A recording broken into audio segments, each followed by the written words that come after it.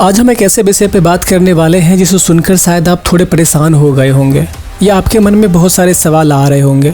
Social media पर और ख़बरों में आजकल एक नए नाम की बहुत ही चर्चा हो रही है और वो नाम है सिकाडा वेरिएंट। जैसा कि आपने हाल ही में कुछ तस्वीर या फिर खबरों में देखा होगा, बताया जा रहा है कि यह कोविड का एक नया रूप है जो काफ़ी तेज़ी से फैल रहा है।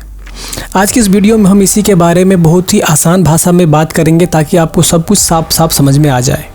सबसे पहले ये समझ लेते हैं कि आखिर ये सिकाडा वेरिएंट क्या है। देखिए, जैसे जैसे समय बीतता है किसी बीमारी के वायरस अपने आप को बदलते रहते हैं। यह बिल्कुल वैसा ही है जैसा हम बदलते मौसम के साथ अपने कपड़े बदल लेते हैं।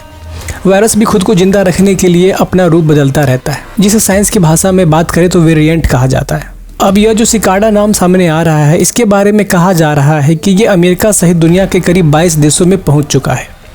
जब भी कोई ऐसी खबर आती है तो सबसे पहले मन में डर बैठ जाता है कि क्या फिर से वही पुराना समय वापस आने वाला है। लेकिन यहाँ रुककर थोड़ा सोचने और समझने की ज़रूरत है। सिकाडा वेरिएंट के बारे में जो बातें कही जा रही है उनमें सबसे बड़ी बात इसके फैलने की रफ्तार है। बताया जा रहा है कि यह बहुत ही जल्दी एक इंसान से दूसरे इंसान में पहुँच जाता है। लेकिन अच्छी बात यह है कि हमारे पास अब पहले के मुकाबले बहुत ज़्यादा जानकारी और अनुभव है। हमें पता है कि खुद को कैसे बचाना है। अगर हम इस वेरिएंट के लक्षणों की बात करें तो ये काफ़ी हद तक सामान्य सर्दी जुकाम या पुराने कोविड के लक्षणों जैसा ही बताया जा रहा है, जैसे कि हल्का बुखार आना, गले में खराश होना, शरीर में थकान महसूस करना या फिर नाक बहना। इसमें घबराने जैसी कोई बात नहीं है, क्योंकि ये सब ऐसी चीज़ें हैं जिनका सामना हम अक्सर बदलते मौसम में करते ही रहते हैं। अब सवाल ये उठता है कि अगर ये 22 देशों में फैल चुका है तो हमें क्या करना चाहिए। क्या हमें घर में बंद हो जाना चाहिए? बिल्कुल भी नहीं। सबसे ज़रूरी चीज़ है जानकारी और सावधानी। अक्सर जब ऐसी खबरें आती हैं तो इंटरनेट पर बहुत सारी गलत बातें भी फैलने लगती है।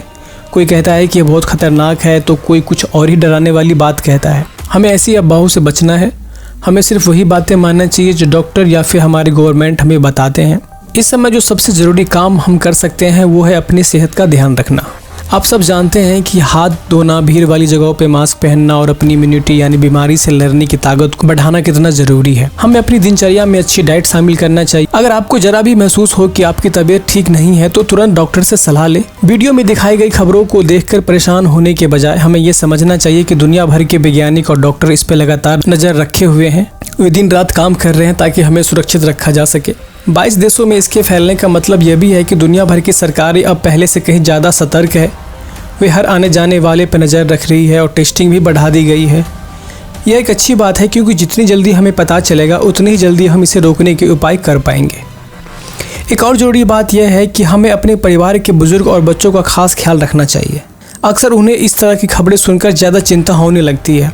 उन्हें प्यार से समझाएं कि अगर हम सावधानी बरतेंगे तो हमें कुछ नहीं होगा। पुराने अनुभवों ने हमें सिखाया कि सावधानी ही सबसे बड़ा बचाव है। मास्क लगाना अब हमारी आदत का हिस्सा बन जाना चाहिए, खासकर जब हम किसी ऐसी जगह जा रहे हैं जहां बहुत ज़्यादा लोग हैं।